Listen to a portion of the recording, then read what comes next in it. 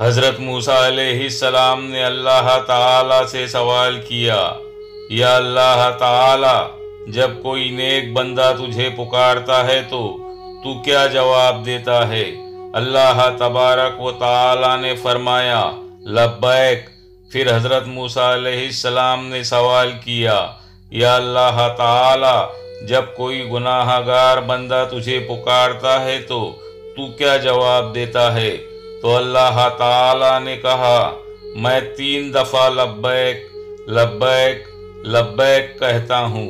تو حضرت موسیٰ علیہ السلام نے سوال کیا، یا اللہ، نیک بندے کو 1 دفعہ لبیک اور گناہ گار بندے کے پکارنے پر 3 دفعہ لبیک؟